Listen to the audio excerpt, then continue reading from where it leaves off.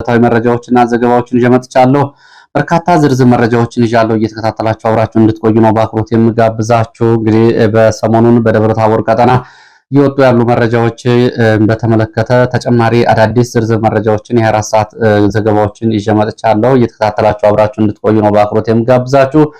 በዚህ ቀጠና እንግዲህ ዞኑ ካሉት አጠቃላይ 18 ወረዳዎችና ከተማ አስተዳደሮች ውስጥ አሁን አብዛኞቹ በዞኑ ከተማ ውጭ አሉ። አብዛኞቹ የወረዳና ከተሞች በፋኖ ቁጥጥር ስር ገብተዋል። በቀጠና ደረጃ ፋኖን ይመክታል ተብሎ እንደዚሁ ተሰባስቦ የነበረው የሚሊሻ የአድማ ብተናና የብልጽግና ባለስልጣናት እንዲሁም ደግሞ ፖሊስ ኃይል ከባድ ጉዳት አስተናግዶ ኃይል ተበትኗል። ከዚህ በመነሳት በመቶዎች የሚቆጠሩ የቡድን የነፍስ ወከፍ መሳሪያዎች በፋኖች ገብተዋል። እንዲሁም ደግሞ የብልጽግና ባለስልጣናት ገንዘብ ለማሸሽ ሲሞክሩም እንደዚሁ በርካታ በሚሊዮን የሚቆጠር ገንዘብ በፋኖች ገብቷል። ይህንን ጨምሮ የወረዳ ባለስልጣናት እና ዋና አስተዳዳሪን ጨምሮ በብልጽግና ባለስልጣናት ላይም እንደው ከአካል ጉዳት እስከ ሞት ድረስ ጉዳት ደርሷል። እንደዚሁ ደግሞ በተለያዩ አካባቢ ተበትኖ የሚገኙና የቡድን መሳሪያዎችን ይዘው የተበታተኑ የሚሊሻ የአድማ ብተና አባላት አሁን ወደ ፋኖ ለመግባት አንድም የደህንነት ዋስትና ሁለትም አብሮ የመታገል መተማመኛ እንዲሰጣቸው ስለመጠየቃቸው አንዳንዶቹ ደግሞ ከትጥቅ ጋር በተያያዙ ያሉ ሁኔታዎች ላይ ቅድመ ድርድር መጀመራቸውና አጠቃላይ እንግዲህ ከታች ጋይንት፣ አርብ ገበያ፣ ላይ ጋይንት፣ ንፋስ መውጫ፣ ስማዳ ወገዳ፣ ሰዴ ሙጃ፣ ሮቢት እንዲሁም ደግሞ እስቴ አንዳቤት፣ እስቴ መካነ ኢየሱስ፣ እብናት እንዲሁም ደግሞ መና መቀጣዋን ጨምሮ ጉና በጌምድር፣ ክምር ድንጋይ የመሳሰሉትን ከተሞች በተመለከተ እንግዲህ አሁን የወጡ መረጃዎች እንደሚያሳዩት እነዚህ ከተሞች በፋኖ ቁጥጥር ስር ገብተዋል። ዋና ከተማው ደብረ ታቦርን ጨምሮ እንግዲህ ትልቅ የዞን ከተማ ነው። እሱም ከበባ ውስጥ ነው ያለው። በዚህ ጉዳይ ላይ ከነበረው አጠቃላይ ሁኔታ አንጻር በመነሳት እንግዲህ የደረሰው ጉዳት እጅግ አሳዛኝ ነው። በነገራችን ላይ መከላከያው ለቆ ከወጣ በኋላ በተለይ በቀጠና ደረጃ ንፋስ መውጫ ከተማ ላይ የነበረው የአድማ ብተናና ሚሊሻ ኃይል የብልጽግና የአራት ወረዳ ባለስልጣናት እንደዚሁ ከፋኖ ጋር በቄሶች ጋር በሽምግልና ለመነጋገር የተደረገውን ሙከራ ውድቅ በማድረጋቸውን ተከትሎ በተነሳው ውጊያና ለአንድ ቀን ሙሉ በተደረገው ውጊያ የደረሰው ጉዳት እጅግ አሳዛኝ ነው። በርካታ የሚሊሻ አባላት የአድማ ብተና አባላት የብልጽግና ባለስልጣናትን ጨምሮ በፋኖ በኩልም እንደዚሁ ቁጥሩ ጥቂት ይሁን እንጂ ከፍተኛ ጉዳት ነው የደረሰው በሁሉም ደረጃ። ይሄ ሲታይ እንግዲህ አሁን ጦርነቱ ግልጽ በሆነ ሁኔታ ሽመልስ አብዲሳ እንዳለው የአማራ የእርስ በርሱ አድርገነዋል እንዳለው አይነት ነው የሆነው። በዚህ ጉዳይ ላይ እኛ ዞኑን እንቆጣጠረዋለን፣ ፋኖ ተበትኗል፣ ፋኖ እጅ ሰጥቷል በሚል ግምገማ ያቀረቡ የዞን ባለስልጣናት ደግሞ ልጆቻቸውን ወደ ጎንደርና ባህር ዳር አሸሽተዋል የሚል መረጃ ነው የወጣው።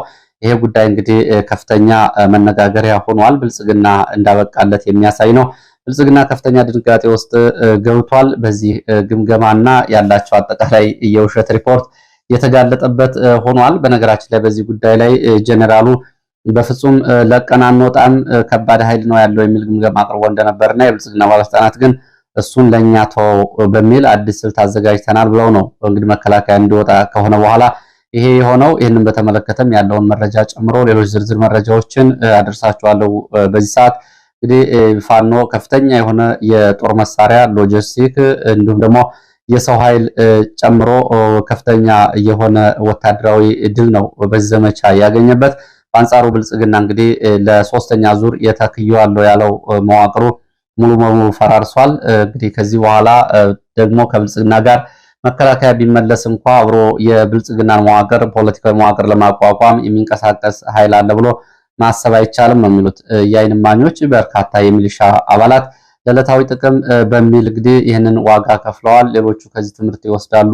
የብልጽግና ባለስልጣናትስ ለኦህዴድ የፖለቲካ ኢምፓየር አንጻር የራሳቸውን ጥያቄዎች ያቀርባሉ የሚለው ጉዳይ አብሮ የሚታይ ነው የሚሆነው። ይህንን የሚያሳይ ነው እንግዲህ አጠቃላይ ያለው መረጃ በዚህ ቀጠና።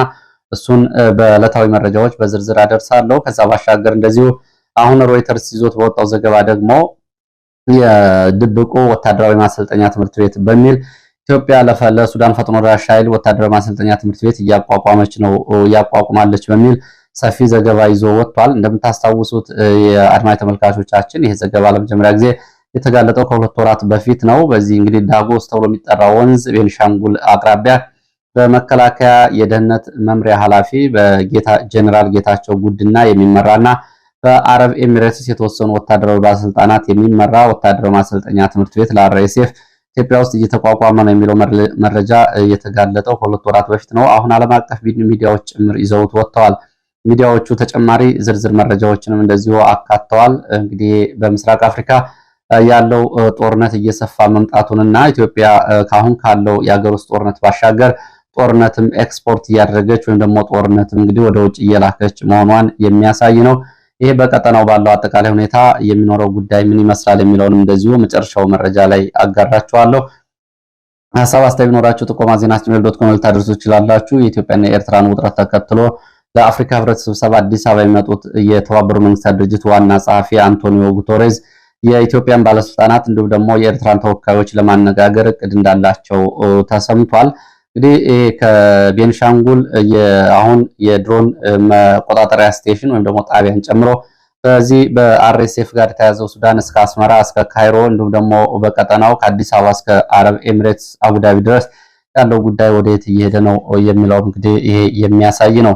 ለማንኛውም ወደ አጫጭር መረጃዎች ልምጣ። እንግዲህ አሁን የምነግራችሁ የደብረ ታቦር ቀጠናን በነገራችን ላይ ብዙዎቻችሁ ቦታውን የማታውቁት ከሆነ የደብረ ታቦር ቀጠና ማለት በአማራ ክልል መሃል አማራ ተብሎ የሚጠራው አካባቢ ነው።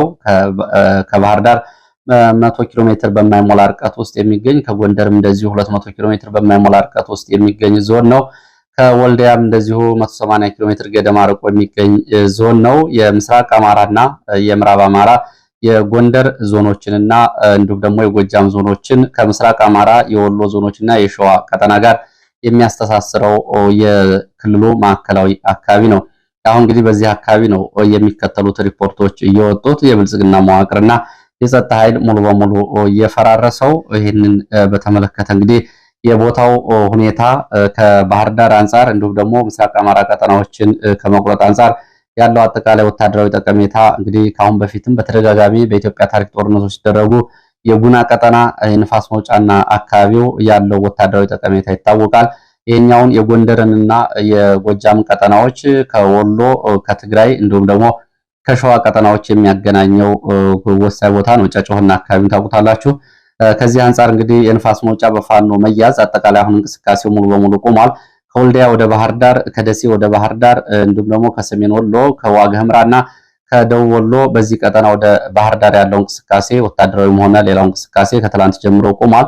በተቃራኒው እንደዚሁ ከጎንደርና ከባህር ዳር ወደ ደሴና ወልዲያ ያለው አጠቃላይ እንቅስቃሴ ቆሟል። ይሄ ነው እንግዲህ ከቦታው ሁኔታ አንጻር ያለው። መረጃዎቹ ግን ምንን ያመላክታሉ? አብረን እናያቸው። እንግዲህ ውጊያዎች ዛሬም የቀጠሉባቸው አካባቢዎች እንዳሉ ነው እየተሰማው። ሚሊሻ ፈርሷል። ሚሊሻ አድማ ብተና ወደ ፋኖ ተቀላቅሏል። በነገራችን ላይ እዚህ ቦታውን ይሄን ያክል ጦር መሳሪያ ተማረከ፣ ይሄን ያክል ፋኖ ወደ ፋኖ ተቀላቀለ፣ ይሄን ያክል የቡድን መሳሪያ የሚለው ከአሃዛዊ መረጃ ከፍ ያለ ነው። እንግዲህ በአጠቃላይ በ14 ከተሞችና ወረዳዎች የሚገኝ የብልጽግና የጸጥታ እና የፖለቲካ መዋቅር ነው ሙሉ በሙሉ የፈራረሰው። ከዚህ አንጻር እንግዲህ ክላሽ ለመቁጠርም ይሄን ያክል ሚሊሻ ይሄን ያክል አድማ ብተና ለማለትም የማይቻልበት ደረጃ ደርሷል። ሙሉ በሙሉ መዋቅር ፈርሷል ነው የተባለው። ዛሬ ማለዳ ንፋስ መውጫ ከተማ፣ አስቻ፣ ክታ ማረሚያ ቤት፣ ግብርና በተባሉ አካባቢዎች ላይ እንደዚሁ በተበትኖ አድሮ የነበረ ሚሊሻ ወደ ፋኖ ተቀላቅሏል። ማረሚያ ቤቱ ሌሊቱን ባዶ ሆኖ አድሯል የሚል መረጃ አለ። ትልቅ ማረሚያ ቤት ነው በነገራችን ላይ እዚህ ያለው። ይሄ ማረሚያ ቤት ሌሊቱን ባዶ ሆኖ አድሯል። ትላንትና ከዚህ ማረሚያ ቤት በመሆን የብልጽግና ባለስልጣናት የአድማ ብተና ትልቅ ኮንክሪት አጥርና ግንብና ህንፃዎችን መሰረት ማድረግ እንደዚሁ ዋጉ ነበር። ሌሊቱን እንደዚሁ ባዶ ሆኖ አድሯል የሚል መረጃ ወጥቷል። አይ አሁንም እዛው ውስጥ አሉ የበርካታ አድማ ብተና አባላት፣ የፖሊስና የሚሊሻ አባላት እንዲሁም ደግሞ የብልጽግና ባለስልጣናት አሁንም ከውስጥ ወደ ውጭ ለመተኮስ ዝግጁ ናቸው የሚሉ መረጃዎችን ጨምሮና እንደዚሁም ደግሞ በኮማንዶ በአውሮፕላን በሄሊኮፕተር እንዲራገፍ ጥያቄ መቅረቡን የሚያሳዩ መረጃዎችም አሉ። ተጨማሪ መረጃዎችን ከማረሚያ ቤቱ አንጻር ይዤ መለስ ይሆናል። ሌላውን የንፋስ መውጫ ከተማ አካባቢዎችን ግን እንደዚሁ ፋኖ የህግ ማስከበርና ስነስርዓት እያስያዘ ነው። እንቅስቃሴ ዛሬም እንደዚሁ እንደቆመ ነው። አልፎ አልፎ ነው እንግዲህ እንቅስቃሴ ያለው። በዚህ የወረዳ አስተዳዳሪ እና አጃቢዎቹ ቁጥራቸው ያልታወቀ በመቶዎች የሚቆጠሩ ሚሊሻ አድማ ብተና አባላት ሙትና ቁስለኛ ሆነዋል ተብሏል። ትላንትና የወረዳ አስተዳዳሪ ከንፋስ መውጫ ከተማ ሲያዝ አምልጠው ክታ ተብሎ በሚጠራው አካባቢ ለመውጣት ሲሞክሩ ነው እንግዲህ የወረዳው ባለስልጣንም ጭምር ጉዳት የደረሰባቸው። በንፋስ መውጫ ከተማ እንግዲህ ቦታዎቹን ያው ጠቅሳለሁ። ያው ታውቋቸዋላችሁ፣ ማታውቋቸው ደግሞ ከከተማው በተለያዩ አቅጣጫዎች በሚገኙ አካባቢዎች አሁንም ያልተነሱ አስከሬኖች አሉ። እስካሁን ድረስ የቡድን መሳሪያዎች ጨምሮ በመቶዎች የሚቆጠር የነፍስ ወከፍ መሳሪያዎች ናቸው ወደ ፋኖ እጅ የገቡት። በብዙ ሺህ የሚቆጠር የሚሊሻ አድማ ብተና ኃይል ተበትኗል። ስማዳ፣ ወገዳ፣ ንፋስ መውጫ፣ አርብ ገበያ፣ ክምር ድንጋይ፣ መና መቀጣዋ፣ እብናት ጨምሮ እንግዲህ እነዚህን ከተሞች ስቴንም ጨምሮ ፋኖ ተቆጣጥሯል። እነዚህ እንግዲህ የማዕከላዊ አማራ የሚባለው ዞን ሙሉ በሙሉ ኃይል ተበትኗል ማለት ነው። ቀድሞ መከላከያ ለቆ ስለወጣ እንግዲህ የሚሊሻና የአድማ ብተናው ኃይል ይቋቋመዋል የሚል ግምገማ ቀርቦ ነበር ፋኖን። አሁን ግን እሱ በተቃራኒ ሆኖ ድብልቅልቁ ወጥቷል ነው የሚሉት አንድ የመረጃ ምንጭ። አሁን የዞኑ ከተማ ከበባ ውስጥ ነው ያለው። ደብረታቦርም ከፍተኛ መረበሽ ነው ያለው። የብልጽግና ባለስልጣናት በኩል አሁን ያለው አጠቃላይ ሁኔታ ይህንን ነው የሚያሳየው። ንፋስ መውጫ የምዕራብና የምስራቅ አማራ እንግዲህ መገናኛ የሆነች ቦታ ነች። ከታች ጋይንት አርብ ገበያ፣ ከክምር ድንጋይ፣ ከጉና በጌምድር ከሶስቱ ወረዳዎችና የንፋስ መውጫ ከተማ አስተዳደርን ጨምሮ አጠቃላይ የአራት ወረዳ የሚሊሻ የአድማ ብተና የፖሊስ እንዲሁም ደግሞ የሰላም አስከባሪና የብልጽግና ባለስልጣናት በዚህ ከተማ ነበሩ። ትላንትና በዚህ ውጊያ ነው ጉዳት ያስተናገዱት። በስማዳን በተመሳሳይ የወገዳ ከተማ የስማዳ ወረዳና የሰደም ውጃ በተመሳሳይ እንደዚሁ ያስተናገዱት ኪሳራ ከፍተኛ ነው። ንፋስ መውጫ ወገዳ ከተማ ላይ በክላስተር በሚል ሰፍሮ የነበረው ኃይል በሁለቱ ከተሞች ላይ ሙሉ በሙሉ መዋቅሩ ተበትኗል። የብልጽግና ባለስልጣናትም እንደዚሁ። ንፋስ መውጫ ከተማ እንግዲህ ገብርዬ ክፍለ ጦር፣ አንበሳው ጋይንት ክፍለ ጦርና አዲስ የተቋቋመው ክፍለ ጦር ናቸው በሶስት አቅጣጫ እና በአራት ግንባሮች ከተማውን የተቆጣጠሩት። እብናት እና አርብ ገበያ እንደዚሁ ያለ ውጊያ ነው የተያዙት። አንዳ ቤት በተመሳሳይ ንፋስ መውጫ ወገዳ ግን ታይቶ የማይታወቅ ደም አፋሳሽ ጦርነት ተደርጓል። እልቂት ነው እየደረሰው ነው የተባለው። እስካሁን ድረስ የሞተው የተበተነው የጠፋው አልታወቀም። አስከሬንም እስካሁን ድረስ ገና አልተነሳም። አንዳንድ ቦታዎች በተናጠል የቡድን መሳሪያዎችን ይዘው የሄዱ የሚሊሻና የአድማ ብተና አባላት ከመትረፋቸው ውጭ የተረፈ የለም ነው የተባለው። ይሄ ሁሉ ሲሆን በፋኖ በኩልም 6 የሞት እና ሌሎቹ ከባድና ቀላል የአካል ጉዳት ደርሷል ነው ያሉት። በአጠቃላይ እንግዲህ ቀጠናው መከላከያ ለቆ ይውጣ፣ እኛ በራሳችን ጸጥታ እንጠብቀዋለን በሚል በብልጽግናዎች ያቀረቡት ሪፖርትን በተመለከተ የመረጃ ምንጮቹ ይህንን አድርሰዋል። የዞኑ ብልጽግና ብዙዎቹ ለቀው ጠፍተዋል። እንግዲህ ይህንን እኛ እንቆጣጠረዋለን፣ እኛ እንጠብቃለን፣ ዞኑን መከላከያ ለቆ ይውጣ ካሉ በኋላ አሁን የስማዳና ንፋስ መውጫ እስቴ ከተሞች ሲያዙ፣ እነዚህ ዋና ዋና ከተሞች ሲያዙ እነሱ ለቀው ጠፍተዋል። ልጆቻቸውን ከደብረ ታቦር አውጥተው ሸሽተዋል። ያለው አጠቃላይ ሁኔታ እንግዲህ የጸጥታ ግምገማው በተመለከተም የወጣ መረጃ አለ። ስለ ሁኔታው መረጃ የሰጡ አንድ የመረጃ ምንጭ እነሱ ዘመዶቻቸውን ሙሉ በሙሉ በሚባል ደረጃ አሽሽተዋል። እንግዲህ በጸጥታ ግምገማው ላይ ጀነራል ተሾመ ይመር የሚባል የመከላከያ አዛዥ እናንተ አትችሉትም፣ ጋይንት ትልቅ ፋኖ ጦር አለ፣ እስቴም እንደዚሁ እብናትም በቅርብ ርቀት ከፍተኛ ቁጥር ያለው ፋኖ አለ፣ የሰው ኃይሉ ቁጥሩ የመሳሪያ አይነትና የማዋጋት አቅማቸውን ጨምሮ ጀነራል ተሾመ ይመር ትንተና አቅርቦ ነበረ። ብልጽግና ባለስልጣናት ግን ትልቅ የሚባለው በሺህ ደረጃ የሰው ኃይል ያለው ፊታውራሪ ገብርዬ ክፍለ ጦር እንግዲህ የቀድሞ መሪው ከፍ ያለው ደሴ ከሞተ በኋላ ቁመና የለውም። እሱን የተካውም እንደዚሁ ለብልጽግና እጅ ሰጥቷል። አንድ የቡድን መሳሪያ ይዞልን መጥቷል። ብዙዎቹን እሱ ያስገባቸዋል። በሺህ የሚቆጠር ኃይል ቢኖርም ግን የመዋጋት ተክለ ቁመና የለውም የሚል ምላሽ ነው ለጀነራሉ የሰጡት። ይሄ እንግዲህ ባለፈው እጅ ሰጥተዋል የሚለውን ሪፖርት መተማመኛ አድርገው ነው ይህንን ያሉት። እንግዲህ የሆነው በተቃራኒው ነው።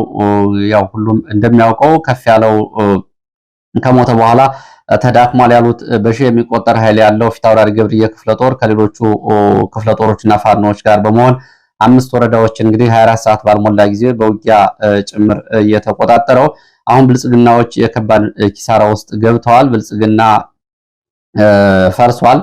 የወረዳ አስተዳዳሪን ጨምሮ የሚሊሻ ኃይሉ አልቋል። እንዲሁም ደግሞ የአድማ ብተና አባላትም ጨምሮ የፖሊስ አባላት እንደዚሁ ከባድ ጉዳት አስተናግደዋል። እነዚህ እንግዲህ ይህን ግምገማ ያቀረቡት እና እንቆጣጠረዋለን የሚሉት በዚህ አካባቢ ማለት ነው የተወሰኑ የፋኖ መሪዎች የነበሩ እጃቸውን ስለሰጡና ቀድሞ እጅ የሰጡትን በማደራጀት ወደ ወንድ ጓደኞቻቸው ላይ ይዘምታሉ። ሚሊሻና አድማ ብተናውን ይጠብቃሉ። እንደኛ እጅ አሰጠ የለም ዋና ዋና እጅ ሰጥተዋል በሚል እንቆጣጠረዋለን በሚል ነው እንግዲህ የቀሩት ቁጭት ፈጥሮባቸው ያደረጉት ዘመቻ ያደረሰው ኪሳራ ይሄንን ነው የሚያሳየው። የብልጽግና ባለስልጣናት መከላከያ ተመልሶ እንዲገባ አሁን እየተማጸኑ እንደሆነ ነው የተሰማው። ቢገባስ ሚሊሻው አልቆ አድማ ብተናው አልቆ የወረዳ ብልጽግና አስተዳዳሪዎችን ጨምሮ ተገድለው የፈረሰ ተክለ ቁመና ደግሞ ይመለሳል የሚለው አብሮ የሚነሳ ጉዳይ ነው። ፋኖ አሁን በዚህ ዘመቻ እንግዲህ ያገኘውን ሎጂስቲክ ጦር መሳሪያ ለፋኖ ወደፊት ዘመቻ እጅግ አስፈላጊ እንደሆነ ነው። ከዚህ ባሻገር እንግዲህ ጥሬ ገንዘብ ጭምር በሚሊዮን የሚቆጠር ገንዘብ በፋኖ እጅ ገብቷል። ይሄ ለፋኖ ወደፊት ዘመቻዎች እንዲሁም ደግሞ ከፋኖ ከርተው በከተማ ውስጥ የነበሩ አባላቱን እና ሌሎች ደግሞ ወጣቶች ፋኖ ጠፍቷል ተብለው ፕሮፓጋንዳ ሰራ የነበሩ ወጣቶች አሁን ፋኖን ለመቀላቀል ከፍተኛ ፍላጎት እያሳዩ መሆናቸው እንዲሁም የአድማ ብተናና የሚሊሻ አባላት በመተማመኛ አብረው ለመዝመት ዝግጁ መሆናቸው ሲታይ ፋኖን ይሄ ከተሞችን ከመቆጣጠር ባሻገር ከፍተኛ ድልን የተጎናጸፈ መሆኑን ያሳያል። በዚህ እንግዲህ ወረዳና ቀበሌን ያልተቆጣጠረ ብልጽግና ኃላፊነት ይለቃል የሚል ባለፈው በኮማንድ ፖስት ሲታወጅ ሁሉንም ቀበሌዎች ተቆጣጥረናል፣ ሁሉንም ወረዳዎች ተቆጣጥረናል በሚል ሪፖርት ያደረጉት እነዚህ ናቸው። በነገራችን ላይ ከፋኖ እዞች ውስጥ በሰው ኃይል ቁጥር በጣም በርካታ ቁጥር ያለው ፊታውራሪ ገብርዬ ክፍለ ጦር ነው። እዚህ ክፍለ ጦር ላይ እንግዲህ የነበረው የቀድሞው መሪው ከፍ ያለው ከዛ በኋላ እሱን የተካው ለብልጽግና እጅ የሰጠው የሆነ ሁኔታ ሁሉ ይታወቃል። ይሄ ክፍለ ጦር ተበትኗል በሚል ነው ብልጽግናዎች ሪፖርት አቅርበው የነበረው። ጀነራል ተሾመ ግን መከራከሪያው ትክክል እንደነበር አሁን ያሳያል። ይሄ በተደጋጋሚ እንግዲህ ፋኖ ተበትኗል፣ ፋኖ ከሚሊሻ አቅም በታች ነው፣ ፋኖን በአድማ ብተና እንቋቋመዋለን የሚለው የብልጽግናዎች የደስታ ጮቤ ይህንን አሳይቷል። አሁን አጠቃላይ ፋኖ ያለበትን አቅም በተመለከተ እንግዲህ 1 ሰዓት 2 ሰዓት 3 ሰዓት ቢበዛ እንኳን አንድ ቀን መዋጋት የሚችል የሚሊሻና የአድማ ብተና ኃይል እንደሌለው ብልጽግና ተመልክቷል።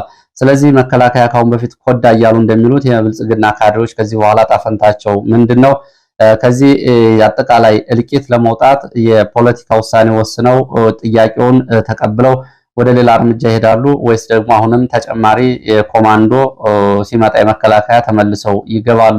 ይሄ በነገራችን ላይ ብዙ ህዝብ ተስፋ እንዲቆርጥባቸውና ከዚህ በኋላ ከብልጽግና ጋር የሚቆም ሚሊሻም ሆነ አድማ ብተና እንዳይኖር ያደረገ ክስተት ነው በእነሱ አንጻር። በአጠቃላይ እንግዲህ በንፋስ መውጫ ዘጌት ብሎ የወጣው መረጃ ማረሚያ ቤቱ አካባቢ ያሉ አሁንም ኃይል አለ የሚለውን መረጃ የተመለከተ ነው። እሱን በድጋሚ በሌላ መረጃ የሚመለስበት ይሆናል። ደብረታቦር ቀጠና እስቴ መካነ ኢየሱስ ምሽቱን በፋኖ ተይዟል። እስቴ ማለት ነው። ወረዳዎችን ተጭኖ ሊወጣ የነበረ ከፍተኛ መጠን ያለው ገንዘብ እንደዚሁ ሙሉ በሙሉ ከነተሽካሪው በፋኖች ገብቷል። እጅ የሰጡ የቀድሞ ፋኖችን ድጋሚ ለማዋጋት እየተጠረነፉ እንደሆነ ደብረታቦር ላይ ተሰምቷል። ንፋስ መውጫ በአየር ወለድ ኮማንዶ ተጨማሪ ኃይል እንዲራገፍ ጥያቄ ቀርቧል። ደብረታቦር መልሶ መከላከያ እንዲገባ ተማጽኖ ቀርቧል። በሌላ በኩል ፋኖ ደብረታቦርን ከበባ ውስጥ አስገብቷል። በማህደረ ማርያም ኢየሱስ መግቢያ፣ በአየር ማረፊያ እብናት መውጫ፣ በዋናው መስመር ጎንደር በር፣ ንፋስ መውጫ ጉና መውጫ ዋና በሮችን ጨምሮ ጋሳይና በደብረታቦር ዙሪያ ያሉ ትንንሽ ቦታዎችና ከተሞች በፋኖ ተይዘዋል። አጠቃላይ ደብረታቦር ከተማ ስራ እንቅስቃሴ ቆሟል። ብልጽግናዎች ህዝቡ ወጥቶ በሩን እንዲጠብቅ ጥሪና ቅስቀሳ ቢያቀርቡ ምላሽ አላገኙም። ከደብረታቦር ንፋስ መውጫ፣ ከደብረታቦር እብናት፣ ከደብረታቦር እስቴ፣ ከደብረታቦር ማህደረ ማርያም እና ከደብረታቦር በቅርብ ርቀት በሚገኙ አካባቢዎች የሚያስወጡ መንገዶች ሙሉ በሙሉ ተዘግተዋል። ከኋላ ተቋርጦ የቀረ የብልጽግና ባለስልጣናት፣ ሚሊሻዎች፣ አድማ ብተናዎች ወደ ዞኑ እንዲቀርቡ ጥሪ ቢደረግም መግቢያ አጥተው ተበትነው በገጠራማ አካባቢዎች አሁን እርስ በርስ እንኳ እንዳይገናኙ ሆነው ተበትነዋል። እንግዲህ በዚህ አጠቃላይ ያለው ሁኔታ ይህንን ነው የሚያሳየው። በዚህ በኩል አንዳንድ የሚሊሻና የአድማ ብተና አባላት ከፋኖ ጋር አብሮ የመታገል እና ወደፊት አብሮ የመቀጠል የመተማመኛና እንዲሁም ደግሞ ዋስትና ስለመጠየቃቸው ተገልጿል። ሰደሙጃ፣ ወገዳ እና ንፋስ መውጫ አካባቢ እንደዚህ አይነት ጥያቄዎች መቅረባቸውንም ከአድማ ብተናና ከሚሊሻ መረጃዎቹ ጠቁመዋል። አጠቃላይ እንግዲህ በዚህ ቀጠና ከደብረታቦር በቅርብ ርቀት ደራ አካባቢ እንደዚህ ወደ ባህር ዳር መስመር እንደዚሁ አፍላ ውጊያ ዛሬ ሌሊቱን ጀምሮ እየተደረገ ነው። 3 ተሽከርካሪዎች በፋኖ እጅ ገብተዋል። ሙትና ቁስለኛ አልታወቀም። በዚህ በገላውዲዮስ ደራ፣ ግብፃዊት ማርያም፣ ገነት ወንዝ ተብሎ የሚጠሩት አካባቢዎች ነው ውጊያ እየተደረገ ያለው። ከባህር ዳር ተጨማሪ ኮማንዶ ወደዚህ ወደ ደራ አቅጣጫ ስለመንቀሳቀሱ ገላውዲዮስ የወጡ መረጃዎች ያሳያሉ። እንግዲህ አጠቃላይ ከዚህ ሪፖርት ላይ ማየት እንደሚቻለው አሁን ብልጽግና መከላከያ ከሌለ 10 ደቂቃም ቢሆን ቆሞ ማስተዳደር እንዲሁም ደግሞ የራሱ ፖለቲካዊና የጸጥታ መዋቅር መዘርጋት ያልቻለ መሆኑን ይሄ ያሳያል። እንግዲህ በመተማመን ከፍተኛ ሹመት ለማግኘት በከፍተኛ ምስጋና ለማግኘት እንዲሁም ደግሞ የበለጠ ታማኝ ሆኖ ለመታየት የብልጽግና ባለስልጣናት እኛ እንጠብቀዋለን ፋኖ እጅ ሰጥቷል በሚል ያቀረቡት ሪፖርት የመከላከያ አዛዦች ጭምር እየተሟገቷቸው ግድ የለም በእኛ ይሁን ያሉት አሁን እነሱ ልጆቻቸውንና ቤተሰቦቻቸውን ይዘው ጎንደርና ባህር ዳር ከተሞች ሄደዋል። አንዳንዶቹ ወደ አዲስ አበባ ሄዱም እንዳሉ ነው የተሰማው። ሌላው ግን ሚሊሻ፣ አድማ ብተና እንዲሁም ደግሞ ሌላው የሰላም አስከባሪና ፖሊስ እንዲያልቅና እንዲተላለቅ አድርገዋል። ይሄ ነው እንግዲህ የብልጽግና ባለስልጣናት ደሞዝና ጥቅማቸው። በነገራችን ላይ ወረዳውንም ዞኑንም ወረዳውንም ቀበሌውንም ያልያዘ የብልጽግና አመራር ካለ ከኃላፊነት ይባረራል ሲባል ሁሉም በአማራ ክልል የሚገኙ የወረዳና የቀበሌ አስተዳደር የብልጽግና ባለስልጣናት ተቆጣጥረናል ነው ያሉት። አሁን ባሉት ሁኔታዎች እንግዲህ ከወረዳ ከተሞች ከአንዳንድ ወረዳ ከተሞች ውጭ አብዛኛው የገጠር አካባቢ 90% አሁንም በፋኖ እጅ ነው የሚገኘው። እነሱ ግን ደሞዝ እንዳይቋረጥ ጥቅማጥቅም እንዳይቋረጥ አንዳንዶቹ በነገራችን ላይ ወደ ወረዳዎቻቸው ቀበሌዎቻቸው ተመልሰው አያውቁም። ባህር ዳር ወይም አዲስ አበባ ሆነው በስልክ ከመከላከያ አዛዦች ጋር እየተደዋወሉ ነው ደሞዝ የሚወስዱት። የሞታ ያለው ግን ሚሊሻው ነው። ስለዚህ ለሚሊሻው ምን ያሳያል ምን ያስተምራል የሚለው ጉዳይ ነው። ከዚህ ባሻገር የፋኖ መሪዎች ደግሞ እንደዚህ አይነት የተገኙ አጋጣሚዎችን ወደ ስትራቴጂክ ድል እንዲሁም ደግሞ ወደ ዘላቂ አጠቃላይ ድል ለመለወጥ የፖለቲካ የበላይነት ያለበት ስራ ለመስራት ያለው አጠቃላይ ዝግጅትም አብሮ እዚሁ ላይ የሚነሳ ጉዳይ ነው የሚሆነው። እንግዲህ በዚህ ቀጠና ያለው ይሄ ነው። ወደ ሌሎች መረጃዎች ሲሄድ ሸዋ ቀጠና ያለውን ሁኔታ በተመለከተ ፋኖ አበበ ጺሞን የ24 ሰዓት መረጃዎችን ጠይቄው ነበረ። ፋኖ አበበ ጺሞ ዛሬ ውጊያው ቆሟል፣ ከፍተኛ ወታደራዊ ኪሳራ አስተናግዶ ነው መንግስት አካባቢዎቹን ለቆ የወጣው።